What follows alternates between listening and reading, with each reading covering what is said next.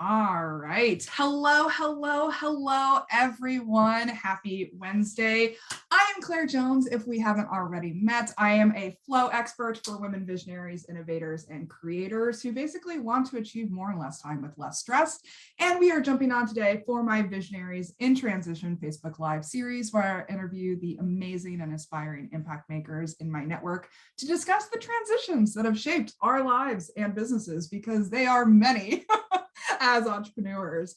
If you're joining us, please like, comment, and share below and let us know that you're here, whether it's the replay or live. And today I'm talking to Diane Lam. So glad to have you here. You were doing straight up done for you ops work for other businesses, but that's in transition now, right? Yes, it's definitely transition. So I am actually moving more into operations and leadership coaching for my clients to really help them not only build the foundation for them to scale effortlessly, but so they master their operations. They can step into that CEO seat seamlessly and have leadership and control of their businesses, which was a big gap that I noticed when I was doing the done for you services.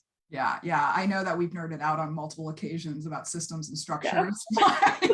Oh, you speak my love language. Color-coded spreadsheets. Yes, please. All right, so let's dive into it. So we know where you are now, but how did you get there?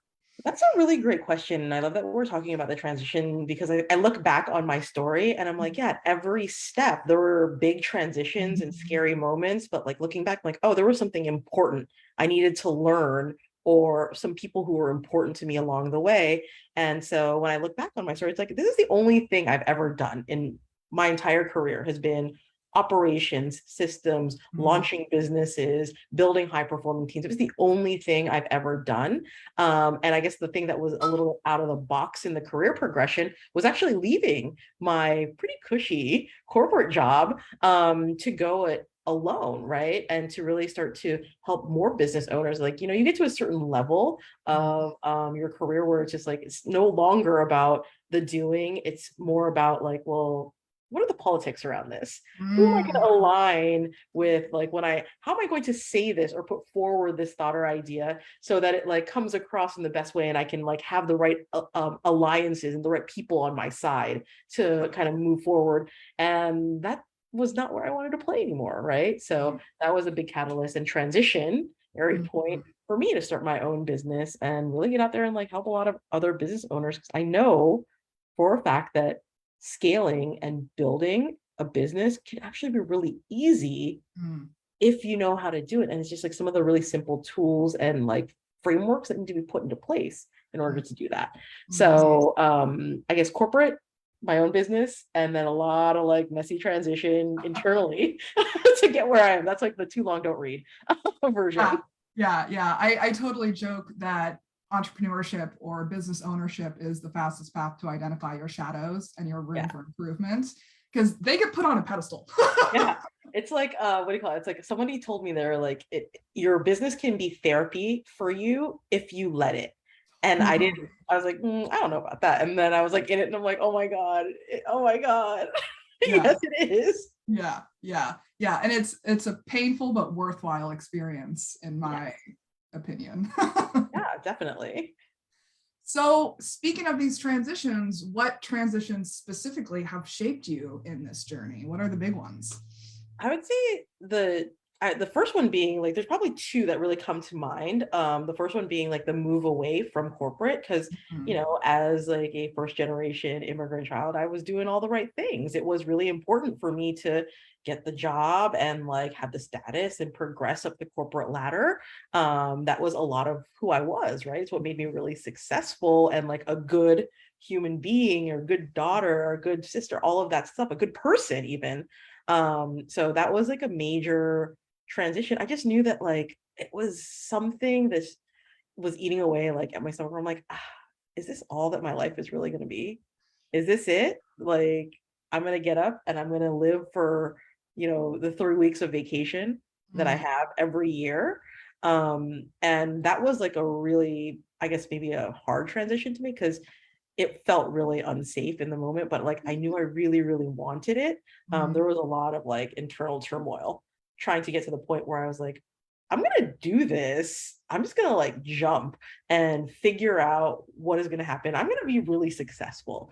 Like, Mm, it was a lot of like soul searching. Like, I definitely went, and I was traveling a lot of the time, and like a lot of that time was like I couldn't even enjoy the vacation periods that I had because I had like this, oh, am I gonna do it? Am I not gonna do it? Like, can I mm. make this work at corporate? Like, maybe I'm just like being too like dramatic about my situation, right? Like, Oh, like I was trying to rationalize all yeah, of these things, and like the totally. things that I would do to like enjoy my Totally. life outside of work weren't like enjoyable anymore. And there was like just a big turning point where I was like, I just know.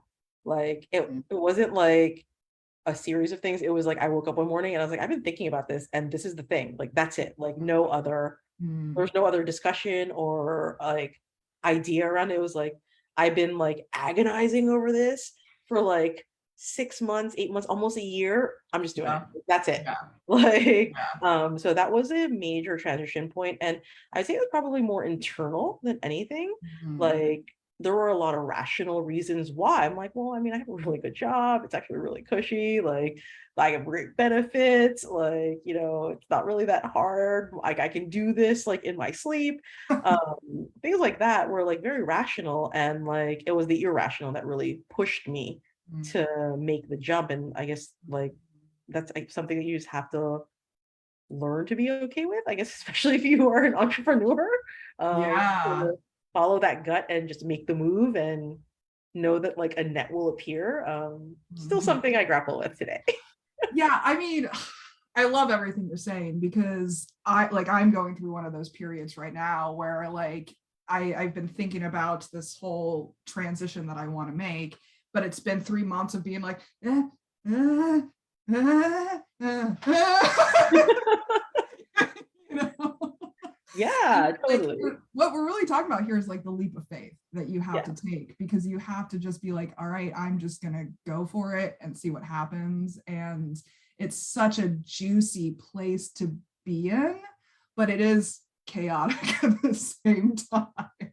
Yeah, it's like all the things I thought I knew, like, oh, I've been in business, for like I work in finance, like I'm an ex-I banker, like I can do this in my sleep. Oh my gosh. I was like, I knew nothing. Like in retrospect, I'm like, wow, I really went into this like so naive. Mhm. I mean, sometimes we got to do that though. Like when I think of naivety, I think of the fool out of the tarot deck. And like that's the initiating step. It's the first card in the tarot deck. And it's the fool is literally making a leap of faith on the card. Like he's stepping off a cliff, Yeah. like on the card itself. And a lot of tarot people talk about like how necessary the fool is to our journeys, like because if we don't take that leap, if we don't take that step, we'll never actually get started on the journey. Yeah, exactly. And it's like one of those things where it's like no one is just becomes you don't start off as an expert. You gotta like figure that piece out. And a lot of it is experiential, Mm, whether you are learning it, like, or you are like living it. And most of the time, a lot of the big transitions, all the things I feel like that have been really worth it, all the things that have changed me as a human being and changed like the trajectory of my life have been the ones where it's like, I gotta experience this and figure my way out of it, right? Or like figure out what my next step is or where the path is going. mhm, So yeah, I totally agree with you. Like you have to take the step. And even if it seems like a little crazy and a little bit mhm. scary and like, I don't know if I don't know. Like I know that start stop feeling. Let me tell you, Yeah, it's, yeah. we might be the same person. Well, I think it's very common for women entrepreneurs because we've been told for most of our lives in the culture that we grow up in, whether you're a first generation or not, is like you have these predefined ideas of success. Because that's like something I was thinking about earlier when you were talking, is like this predefined idea of what success symbols are, status symbols Yep. are. And when we adopt those other people's status symbols for ourselves, that's going to be inherently unfulfilling because it's not a status symbol that we actually want. It's just a status symbol that someone else has told us that we should want. Yes. And like I think especially like when you are coming from like an immigrant background, like a lot of those ideas of what make you successful or what make you good in every category, right? Whether it is like a good person, a good daughter, a good son, a good family member, a good friend, like just all of those things are very much put upon you. And it's tough. It's like you to unlearn that to a certain extent. And like Mhm. that unlearning process like really goes against a lot of especially if like within like your family relationships, Totally. like it really flies in the face of everything that Yeah. you were taught growing up about what made you good. Yeah. And that is something that I know that I've personally had to deal with a lot is like, well, I'm trying to establish what I think makes me successful, but I have been told my entire life that I am only good when Totally. this is when I am Yeah. this way. Mhm. So that is like, I mean, that like, that's like a soul searching place where it's like, this is not something that you like change overnight. It's something that I still continuously Mhm. work on to this day. Mhm. Yeah, it's not a magic pill. It's not going to be fixed overnight. Like Rome was not built in a day. No, I mean, I was like, this might be one of those like millennia long things that Yeah, I work on. yeah. Like it's a lifelong journey. But the next question I have for you is like, what lessons did you learn along the way in these transitions? That is such a good question. Like so many lessons, like, I mean, from every part of my life and like who I am and how I show up as a person. I think that one big transition of making that leap of faith is like learning to like, oh, I got to learn how to trust myself. Like I do know Yeah, most of the time what I want to do. It's whether I allow myself to do it or not once I've rationalized, well, like, okay, well, this is this going to make me successful? Does this make me good? And how am I going to show up? Are people going to think about me in a certain kind of way? Right, like so that is one lesson I had. I was like, I kind of know all the time what I really want to do. It's whether or not like I really allow myself, and I learning to like just tap into that, like I can do whatever I want. No one is the boss of me except for me. yeah, It seems really easy like when I say it like that, right? But like totally. to be in a situation where you're like not really sure how it's going to play out, like, and to really like show up like that was a big lesson that I had to learn, where it's like I can do whatever I want. Mm-hmm. And it is what it is. I can deal with whatever the outcome is. Mm-hmm. Right. And that helped me deal with a lot of the uncertainty as well. It's like, well, I don't really know, if this is going to pan out or how it will work out. So that is like a big lesson is like to trust myself because I generally always know what I Mm-hmm. want to do. And like there have been many, many instances in my life where I'm like, I knew in my gut that that was a bad idea, but I did it anyways. And it Mm-hmm. has always, every single time been bad when I've done that. Yeah, And why do I continue to like go yeah, against my gut? Right. totally. So like that has been a major lesson. And then also like learning that like that inner, like what I want is 100% valid and Mm-hmm. 100% okay, no matter what anyone thinks or says to me. Because I think one of the more recent transitionary moments is like my realization that I gave my power away to someone else for a really long time. I built a business based off of like what I thought was right or what I Mm-hmm. thought like would sell or how I was supposed to build a business based on like what I know how to do. And somebody told me like I met them at like a networking event from a big like for a big group coaching event. And everyone kept telling us like, oh, you need to meet. Like you guys are so similar. Like, oh my God, you have like very, very similar audiences. Like I was like pumped to meet this person. And like it was kind of like one of those interactions where like, oh yeah, we have a lot in common. I'm vibing with you. And I'm like, I told them it's kind of like off the cuff, like, I've been thinking more about like doing some coaching and moving away from my done for you services. And that was like over 2 years ago, right? And they had such a strong reaction. They were like, you can't do that. You are not a coach. You give people the answers. That is not what coaching is. Don't call yourself something that you're not. I was like, okay. So Well, you obviously, just shitted all over me. yeah. Where I was like, well, obviously, I don't know. It was like kind of off the cuff. It was just something I was feeling and thinking about. And I was Mm-hmm. like, oh, well, you obviously haven't. I'm a little ashamed of myself. Like I didn't. I obviously I should be showing or throwing around words I don't know about. And that moment, that one conversation we had in a banquet hall, like literally made me put off what I actually wanted for almost 3 years. Yeah, yeah. And so it wasn't until like very recently, I'm like, wait a second, somebody told me this and I like really took it to heart that I am not a coach because I give people solutions and answers to their questions directly. Some people do that. Like coaching is a spectrum, right? Um, and so that was a massive transitioning, learning like, hey, like it wasn't wrong for me to want to do that or want to build my business in this way. Totally. People are gonna like however they react to me and whatever it is I'm doing or whatever it is I'm saying has almost nothing to do with me and everything to do with them, right? Mm, Like that is a big lesson and a massive transition yeah. that like we're kind of rolled into one where I'm like, oh my God, I let somebody tell me what I was going to do, what I was going to be, what my business is going to be for like almost 3 years. Like Mhm, I I didn't do what I wanted to do because they told me not to. mhm. So that was a big lesson. It's like I'm only in control of me. As long as I'm not trying to hurt anyone, everything I desire is valid. And Mm, I cannot control anyone's reaction to me. And whatever they think about me is their own business. It's none of my business totally. what anyone thinks about me. Yeah, yeah.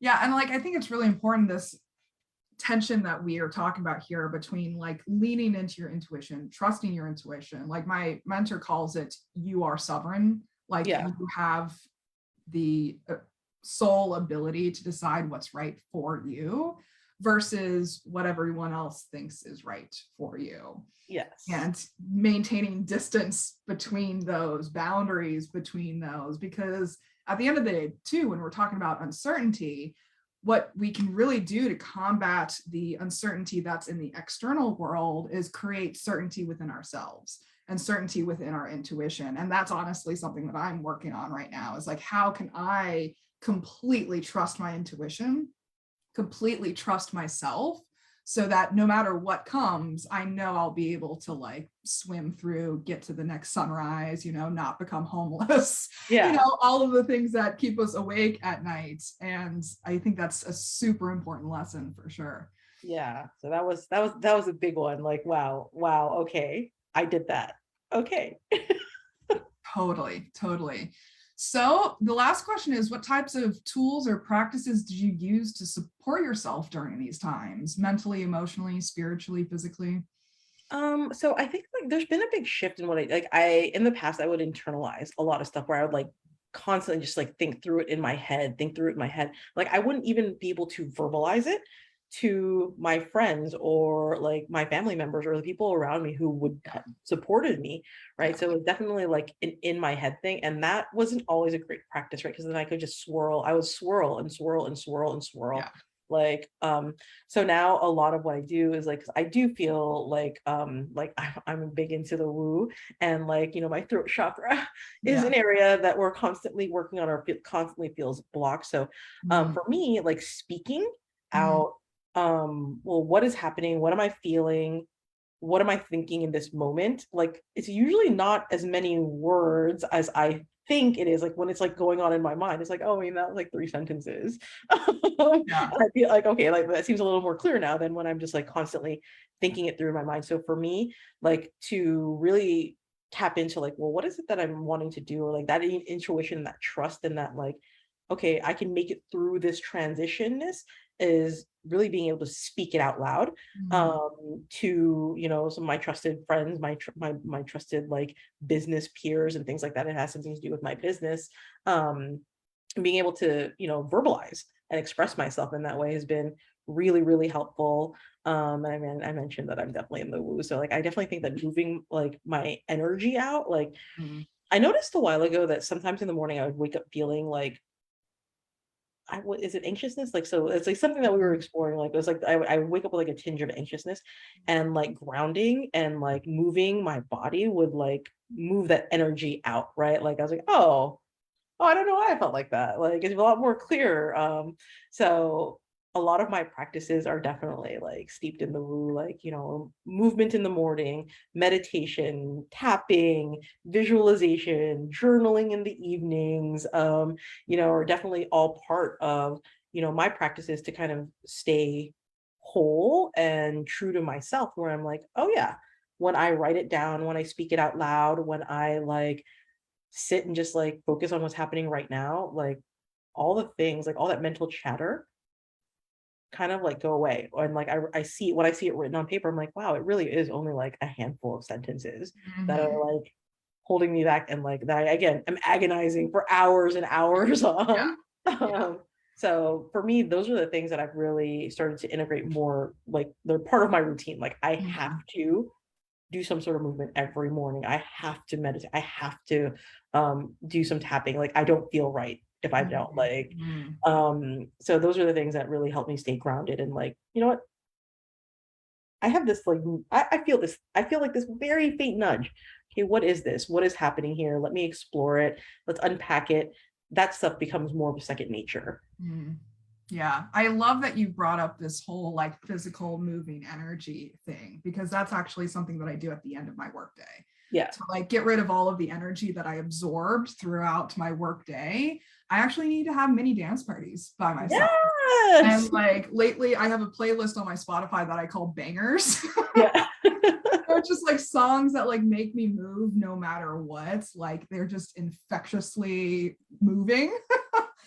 And I just blast them and just like shake off all of that energy that I absorbed during the day, because I don't want to carry that into my evening. You know, I don't want to spend the rest of the day thinking like, well, how did this conversation go? And how did that conversation go? And what am I going to do about this? And what am I going to do about that? And it's just clearing that air. And I love that you brought that up because it's so important. I love that you do it in the evening. I'm like, I like that idea. I'm gonna try it this week and see, just like dance party. Like Yeah, like it doesn't even have to be like formal. Like it's yeah, often when I'm cooking dinner, like I'm just in my kitchen with my headphones in, just like dancing around my kitchen. yeah, And like it doesn't matter how you dance, it doesn't matter how fast you dance. Like sometimes I just go like this, like if I'm so low energy, yeah, like I can't even like twist my torso. yeah. It's like a dance like nobody's watching moment. Yeah, yeah. Sometimes I literally have to just lay on the floor while I'm Yeah, listening to it to just be like, wash through my body. yeah. I like that. I'm gonna try it out this week and like see if that kind of like, you know, does anything for me. I'm like, I feel like it will though. Like, I mean, when we talk about somatic therapy too, like bringing the body into the healing process and bringing the body into the energetic release process, like our brains absolutely love it. And this is where I get into the whole neuroscientific nerd zone of yeah, mine. But it really does make a difference to involve your body physically moving with your five senses as yeah, well to process things. yeah. All right. I will report back. Yes, please do. Please do. All right. Anything else you want to add before we wrap up? No, I think this has been so much fun. And I know that there are so many people who are like also transitioning through different, you know, phases and experiences in their life. And it's like, you know, all of our stories are very similar. It's like there's a level of uncertainty, there's like a level of like knowingness that you got to make the change. And there's a level of like, I can deal with whatever, I can Mhm. handle whatever happens from this change. And I think that that's just something that I want to reinforce. It's like people are Mhm. more powerful than we really think, that we are, you know, as human beings, like we're able to deal with and process and handle way more than Mhm. we think in like one moment where we're catastrophizing Mhm. what the results are going to be, because like 99% of the time that worst case scenario does not even come close, right? Mhm. And so that is something that helps me anchor back to the fact that like, all right, this might be a little uncertain, but like chances are like it's gonna be fine, like because of like all of these reasons, right? So that's an exercise I definitely do with myself as well. Mhm. Yeah, and I think it's also worth being like, if the worst case scenario does happen, you can handle it. Yeah, Like that 1% of the time that, like, you know, if I do end up becoming homeless at some point in my life, like the worst case scenario, like I could handle it. yeah. Or like there were people around me who were supporting me and in my corner and were rooting for me, who would help me if that Mhm. ever came to point, or who would like stop me before I got to that point, Mhm. right? Yeah, for sure. Well, these are really powerful themes that we're talking about here, per usual. I mean, this is exactly why I set up this interview series, because we're all going through it. We're all going through it all the time. And as entrepreneurs, as business owners, we often feel like alone in the struggles that we're going through and the transitions that we're going through when we're all going through it. Yeah. So I really wanted to like publicize these conversations that I was having with people and being like, yes, let's all talk about these things that we're grappling with. Definitely, definitely, right. And I think that shedding more light on the conversation and bringing it to like the surface Mhm. is the first way, and probably like it's kind of like the first step, the fool that you Mhm. take to resolving a lot of these Totally. challenges. Right? So I'm so excited. I'm so glad that you're bringing this to the community, and I'm so glad to be part of it. Yeah, thank you. So, audience, we definitely encourage you to share your own thoughts and feelings and stories and insights with us as well, because it's all affecting all of us, these transitions. And special thanks to Diane Lam for joining me today. It's been an absolute pleasure. Thank you. Thank you. So I'm always looking for more guests. If you're interested in coming on the series, we're actually booking into February at this point because so many people want to come on. But if you want to share your perspective, please reach out to me and we'll grab a day for you sooner rather than later. And I'll send you the sign up link. I can't wait to chat with you all. In the meantime, please comment, like, and subscribe below. Check out Linktree/liminal clarity for all of my links. And then where can people find more about you, Diane? That's a really great question. So I like to live on the gram, so you can check me out at dianelam.co. And then also like I've been moving more into the LinkedIn, so check me out there. And Diane Lam, you guys like I'm like the first or second person that comes up. Nice, because there are thousands of Claire Joneses. I love it. All right. So until next time, please remember that your authentic self is extraordinary, it is wonderful, and you owe it to yourself to create the elevated life that you know you are capable of. Take care, everyone. Bye.